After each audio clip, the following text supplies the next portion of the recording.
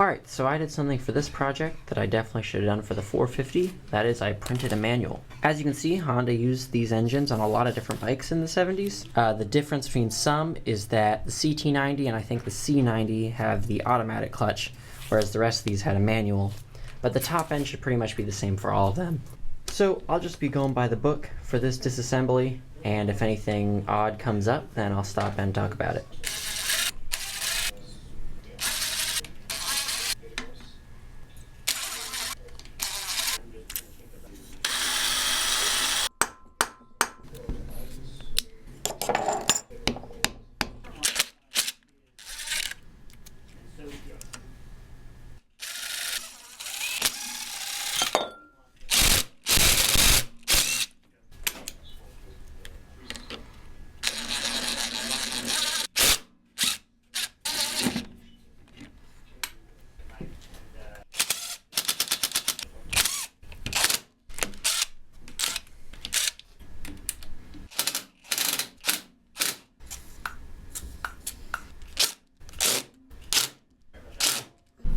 Alright, so I threw this cover back on because to get this full left crankcase cover off, I actually had to drill out and use the screw extractor on 5 of these bolts.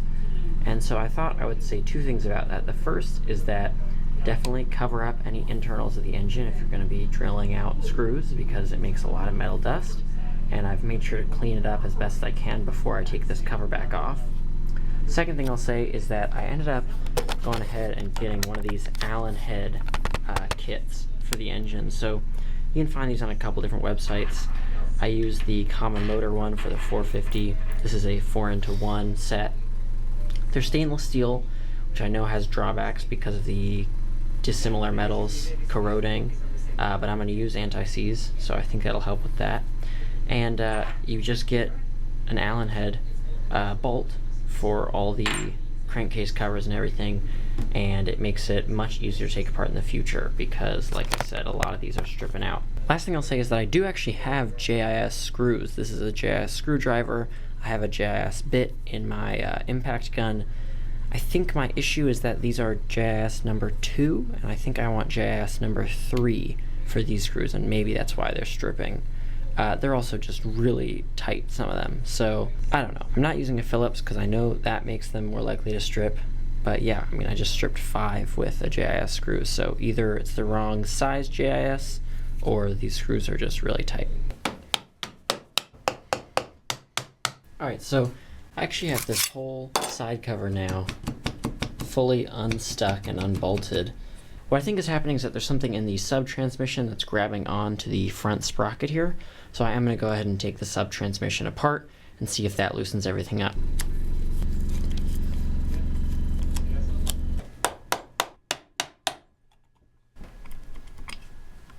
Alright, so the sub-transmission here just seems to lift out together in one piece. I'm just going to set this aside as is.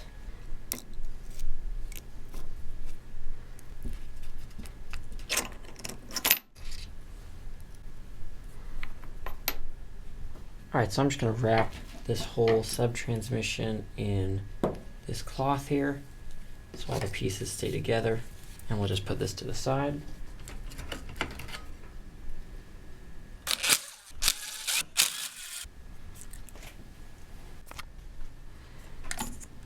Alright, so I followed the manual for all these steps except for removing the stator. All I did here was I just removed the bolts and I'm holding it to the side with some string. To actually remove it, I have to take out some of the wiring, and it doesn't seem all that necessary. So the manual says to line up the woodruff key on the crankshaft with the dowel pinhole on the camshaft, and I'm pretty sure this is what they mean by that. Here's the photo in the manual, you can see. Another thing I've seen people do online is before removing the rotor or the stator, just getting the piston to top dead center according to the index mark on it. So now let's go ahead and remove the camshaft.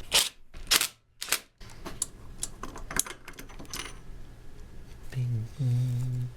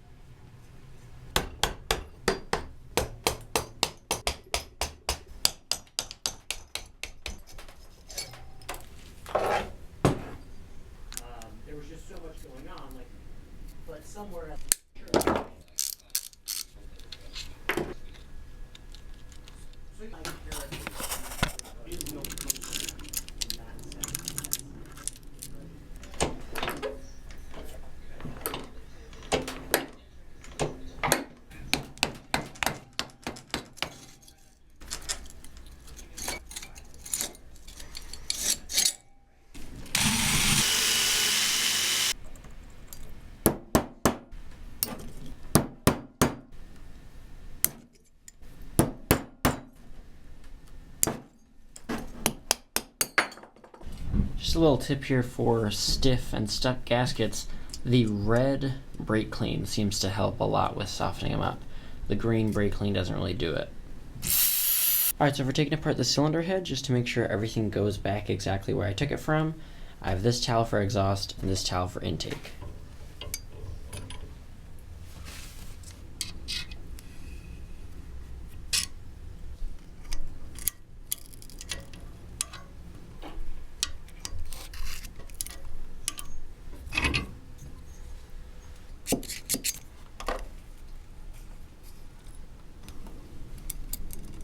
Alright, so you just saw me take out the intake valve first, and then I realized I can't get the valve springs out unless I take the rocker arms out.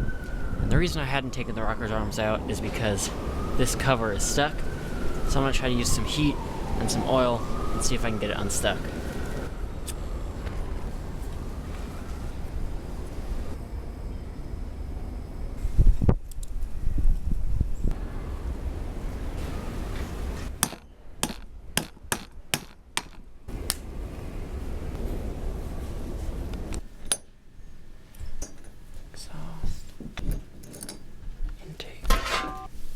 Now I can also get the valve springs out.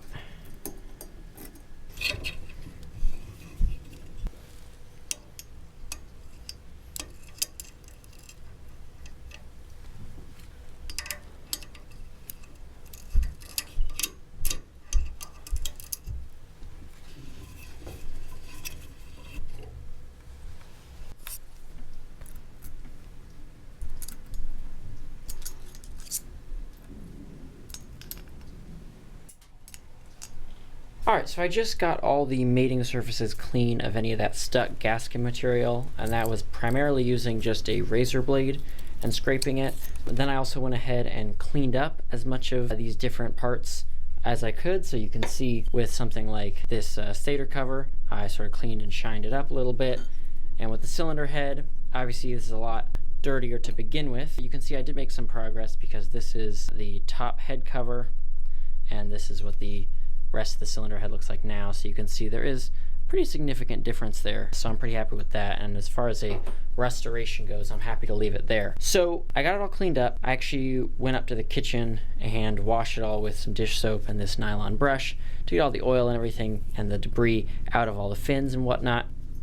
Alright, so as with basically every part of this engine project, I've never done this before, but I watched a couple videos on it and it seems pretty straightforward. So what I'm going to do is put some of this assembly lube on the stem of the valve here. Actually, you know what? I'm going to go ahead and put on gloves. Alright, so yeah, I'm just going to throw some assembly lube on the stem here, and then I'm going to take this valve grinding compound, and I'm using this Permatex one because it basically claims to be like a 4-in-1, so it starts as 120 grit, and as you grind, it gets down to a 220. I didn't really know what grit I would need, so this seemed like a good sort of one-size-fits-all thing. I'm going to put some of this now on this sealing surface. Don't think you need much. You can see this kind of shiny grit in there.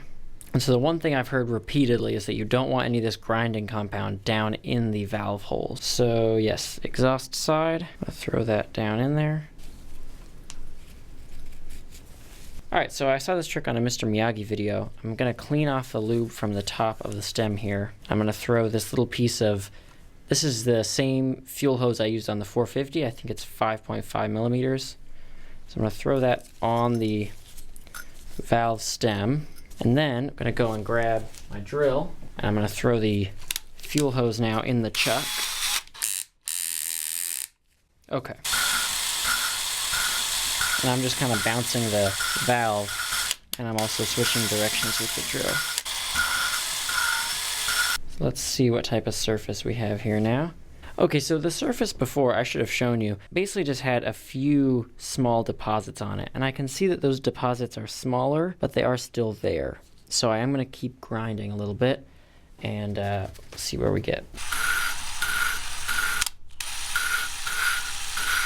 Alright, so this is what the exhaust valve surface looks like now. You can see it's nice and uniform. Looks like there's this top lip that I can't quite grind, and then it ends obviously on that side. And the width of that looks to be pretty much the width of what's left on the head. As you can see there, also a nice uniform matte surface. So I'm happy with how that came out. I'm going to do the same thing to the intake. Alright, so I'm just about to hone the cylinder, and this is just to give a clean surface for the new piston rings to mate to. You can see the cylinder is actually pretty clean. It's just got a little bit, like some watermarks and then some rust, some surface rust. There's some on the top side too there. So I think it's a good idea to just give it a light hone. I have this 2-inch ball hone. It's like 320 grit. I went with a really high grit because I figured it probably wouldn't need that much, and I was right about that. So yeah, I've never done this before, but I'm just gonna put some engine oil in the cylinder and then just run the hone up and down a couple times.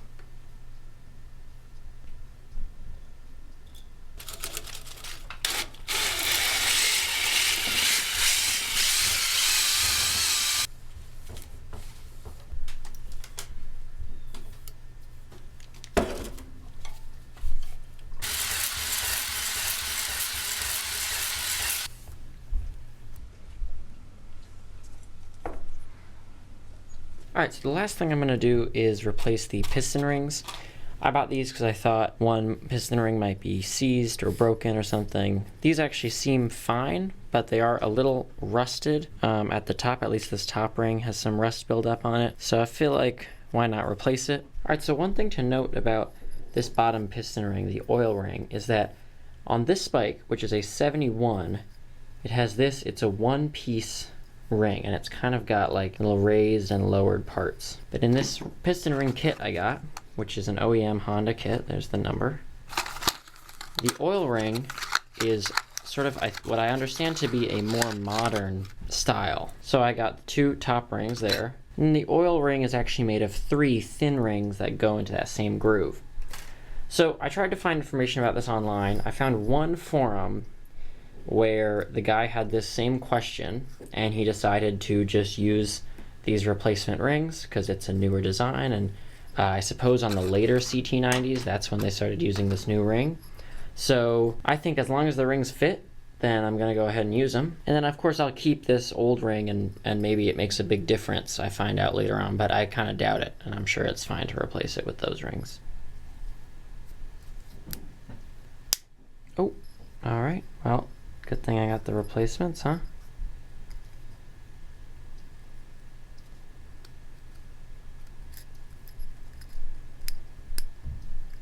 Alright, well, so much for saving that old ring. I snapped it when I was trying to take it off. Doesn't really work like these rings, which I think come off a little easier because they're more flexible. This is more like one of the top 2 rings, one of which I also snapped.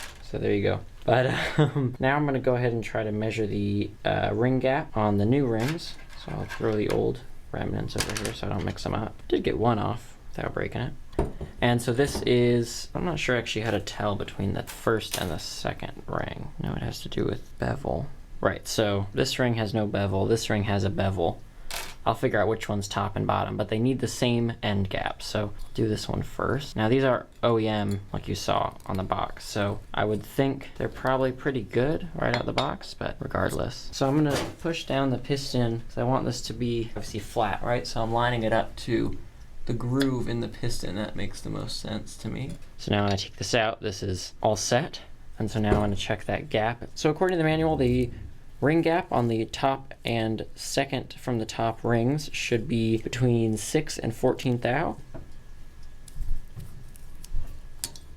Okay, so it's probably around 8 to 9 thou, which is in the range. And given that these are OEM, I think I'm not going to mess with it. I think I'll just leave that as is. So there's that one is good. Yeah, so that gap is pretty much exactly the same. 8 fits in just fine, 11 doesn't, so probably somewhere between 8 and 10. The top two rings are good. Let's check the oil rings now. So for the oil rings, it says 5.9 thou to 15.7 thou. So it's just a slightly larger range than the top two rings. This gap is awfully big. So this is definitely different, these rings, because the gap is much larger. And again, like I said, these are OEM. Yeah, I can tell that one's also, yeah. Alright, so I've read everything I can in the original manual for which rings go where, and I've even looked, this is the 1978 to 79, I believe, manual for the CT90s, which is a little different, but even here you can see it says the top and the second ring should be beveled. Now I'm going to show you my rings. So you can see that my rings, one of them has no bevel, it's just perfectly 90 degrees, and this one has a bevel on both sides. You can see kind of how it catches the light there, and on that side. They both got a marking for the top side. So I found one forum where the guy has my exact piston rings, and what they say is the non-beveled goes in the second ring, beveled goes in the top ring. I was watching some videos about why you have the bevel, and apparently it's to sort of encourage a bend in the ring and help build compression. So makes sense maybe that the bevel would be at the top and that the flat one would be at the second one, maybe to help with oil. I'm not sure. Like I said, I've read a lot of conflicting opinions, so I don't think it matters a whole lot. Alright, I kind of had to turn off the camera there to focus for a little bit, but you won't be able to see it on the camera, but there is a small engraving on the left side of the gap on both these rings. I made sure the engraving was facing up. Did the bevel ring on the top, like I said, the flat ring next, and obviously the 3 oil rings that comes in 3 different pieces. Those are pretty easy to put on compared to these top 2. But we got them on without breaking them.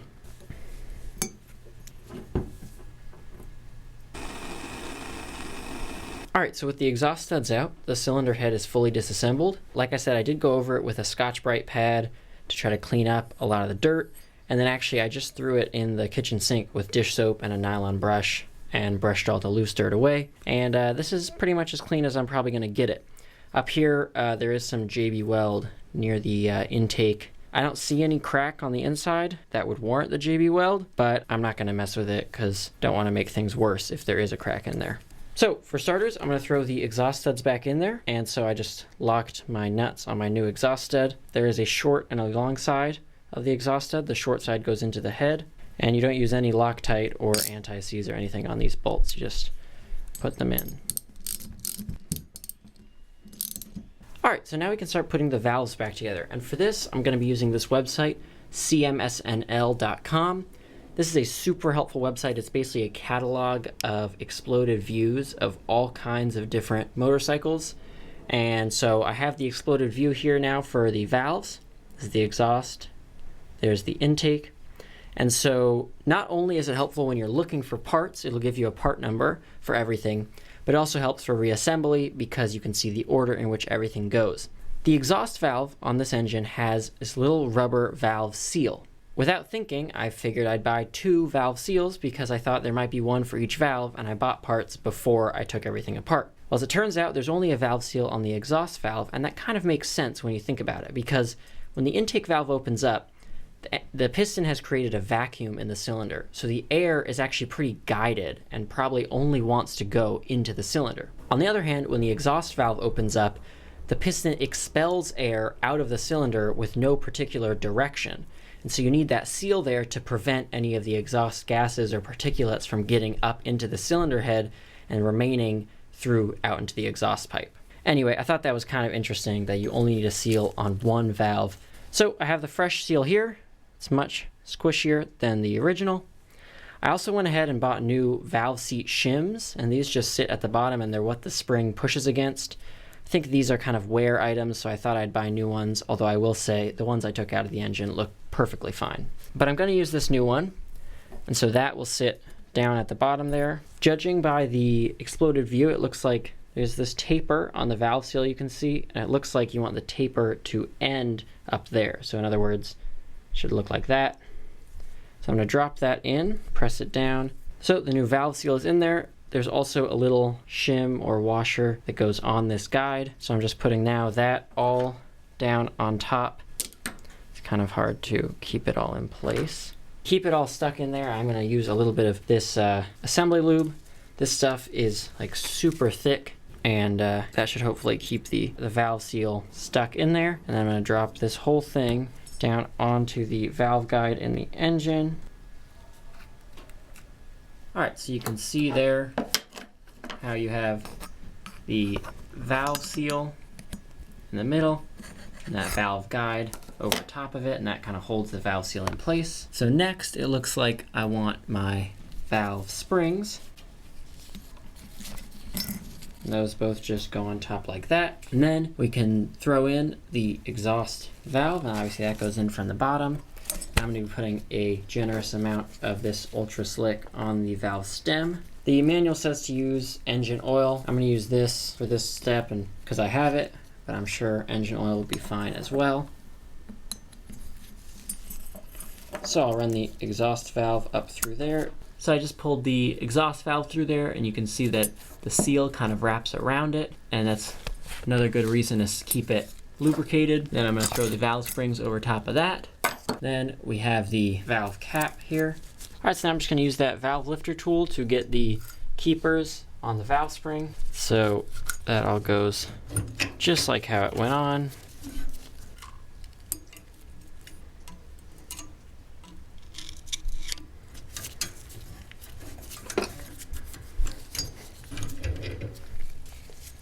Alright, so I just threw some assembly lube on this rocker arm shaft and some down inside the rocker arm. And while I'm putting this back together, I just want to comment that this cylinder head is kind of the perfect example of the design philosophy that I'm trying to adopt from engine design and implement in my lamp design. I think it's just that taking off any of these covers reveals an important function of the cylinder head and gives you a really direct way not only to service it, but I think to learn about how it works just by watching it, you know, giving the camshaft a rotation and watching how every part moves. Overall, I just think that over the last couple months doing all kinds of different work on the 450 and now on the CT90, this has been the most cool and satisfying piece to take apart and put back together, because it's got all these different kind of elements that all so neatly come apart and go back together and give you a really good picture of how things work on the inside. So anyway, I just wanted to say something because I have really liked working on this cylinder head. So as a last step for this exhaust valve,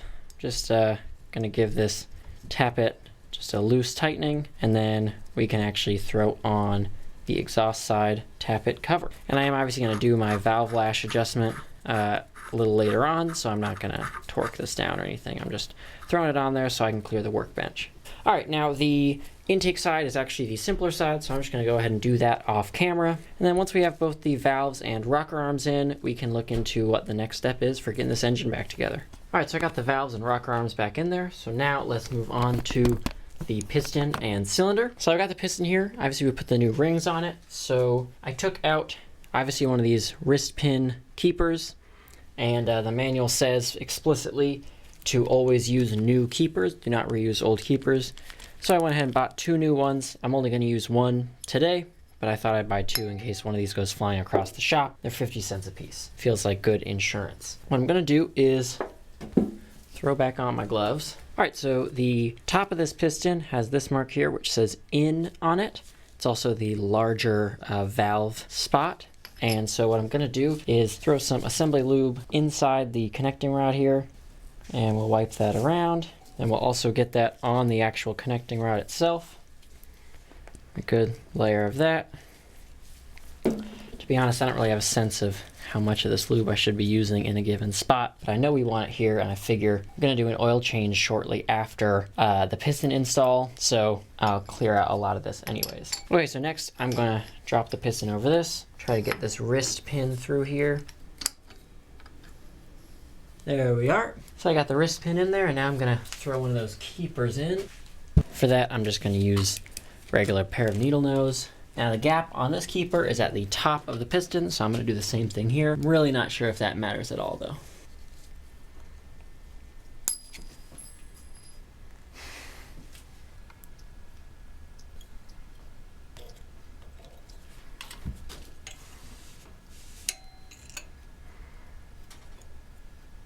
Alright, so the piston rings should be 120 degrees off. So the top ring, the gap is here. Second ring, the gap is here. And then actually for the oil ring, it's obviously in 3 parts. So one of the ring gaps is 20 millimeters to the right, and one of the ring gaps is 20 millimeters to the left of that 120 degree point. Then that middle waffle ring, that just doesn't really have a gap, that just sits in there. So I got the piston ring gaps in the right spot, and so now I'm gonna get some regular engine oil. I'm gonna lubricate inside of the cylinder and around the piston rings, and I'm gonna try to get this cylinder on there by kind of squeezing the rings and working it on. If you kind of wiggle it in up and down like so.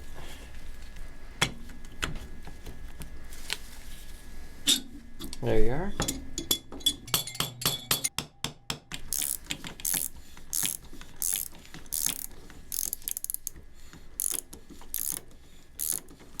This dowel pin gets a little rubber bushing. Make sure to get that, some oil on that as well. Throw that on there. Alright, so you saw earlier how I made those Sharpie marks on the cam chain. So I'm going to get the sprocket here lined up so that I have my Sharpie mark where it was when I made the marks, which I believe had the piston at top dead center. I get my chain in there. Let's get these marks lined up now. Put some oil on this, especially down in that central area, because this is going to spin. Now I think I'm going to use the zip tie method to get this back in there. So I'm looking for that Sharpie mark, get that lined up how it should be. So now I can get the gasket on there. So we have this copper head gasket, and that lives here. And we also have this for the cam chain area. This is another rubber gasket. Just make sure to put a little oil on that. I guess it only goes one way.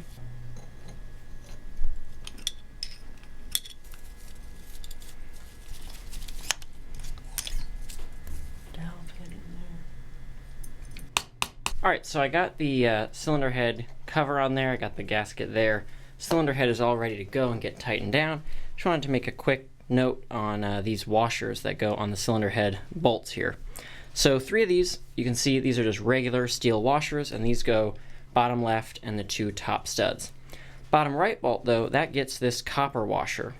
Now, I know you're not really supposed to reuse copper washers, and in fact, I got a gasket set for this engine, and I got copper washers with it, but this is what they look like. So you can see, it's the old one, this is the new one. I kind of feel better about using this old one here, and so what I'm going to do is just give it a light sanding on both sides to flatten it out. Then we're going to throw it back on there and tighten it down. And I think the point of this copper washer is that oil flows from the bottom end to the top end alongside this stud. If you remember, the dowel pin on this stud between the cylinder and the cylinder head has an O-ring on it. So I think that's where oil flows up, and this copper washer is just to stop oil leaking out of the top. And so yeah, you know, if I get the bike running and we get oil leak out of the top of this, I can take the bolts off and buy a new washer and replace it. It's just that the good hardware store that probably carries these is closed today, and I want to get going on this. So just going to sand it, throw it back on.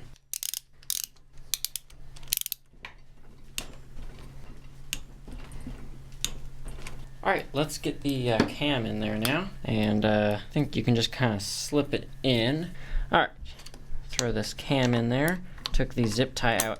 The zip tie actually isn't super necessary because there is a way to time this up that I'll show you to line everything up without making any marks on the chain or anything. There we are. Alright, so the way you want the cam sprocket and the cam chain to all line up, obviously I made those little Sharpie marks, which helped me sort of be confident in how I line these up, but the manual describes it pretty clearly as well. Basically there is an O index mark, the letter O on the cam sprocket.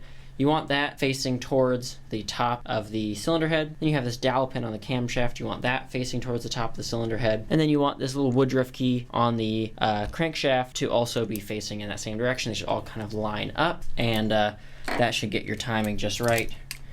And we'll give the engine a few spins by hand to make sure that the valves aren't knocking anything.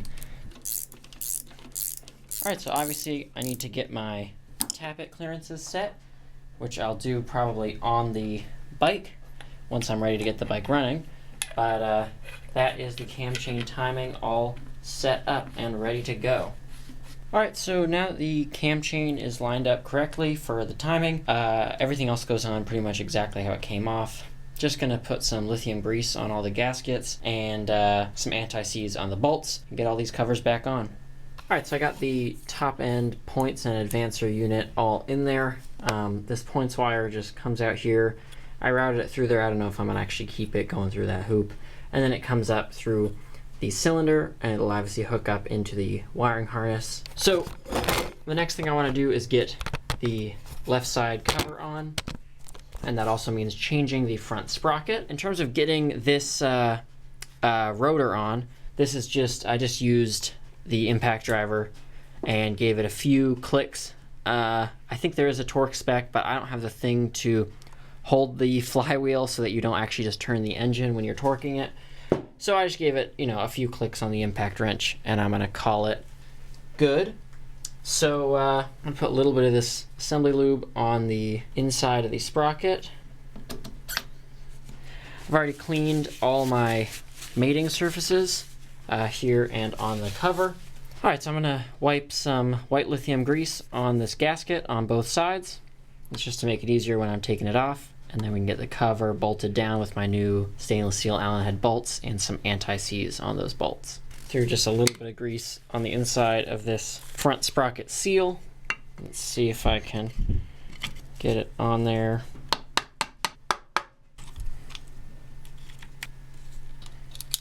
Alright, I just remembered I might as well, while I'm here, clean this up a little bit and like re-lubricate it. I may even have an O-ring to throw in there. Oops. Got it. Alright. Alright. Yeah, there's not much going on in here. You can see it's just an O-ring and a shaft. This piece, which obviously changes the gear, and an E-clip, keeping them in. So I'll clean it up, re-oil it, throw it back in there.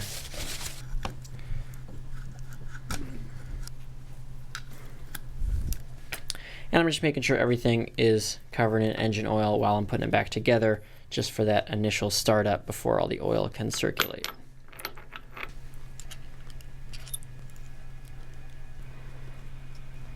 So I accidentally put in the gears wrong, and so I was taking them back out. And when I did, I actually took this the shifter sort of shaft out, and it's kind of interesting. If you look at, so this is sort of the shifter fork. You can see that in there's a spring, and on top of that spring rests this ball bearing, and then the shifter shaft actually goes through that and has these two grooves, so you can catch the ball bearing in one of the two grooves. It's kind of a cool system. Alright, so now that we've seen how these shifter shafts work, let's actually get this back together the right way here. So this shifter fork, kind of goes on that gear there. And then I'm just going to kind of drop these all on together like that. Oh, and then I've actually forgotten one step there.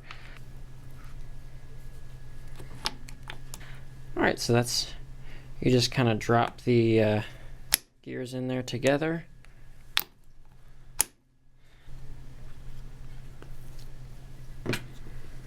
And then just drop it on top like so and bolt it down.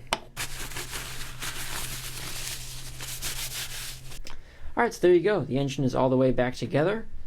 Did a full top end rebuild, fresh hone on the cylinder, new rings, ground the valves. Now all I need is to set the ignition timing and the valve clearance, and we should have a runner. But we won't know that it runs for sure until I get it back on the bike and get everything reassembled, which should be in just a few weeks' time. For now, I've got a lot more work. We got carb work, suspension, wheels, tires, a lot of stuff to get to. I'm going to be uploading videos every Friday until this bike is all the way back together and I can take it for a ride. So thanks for watching.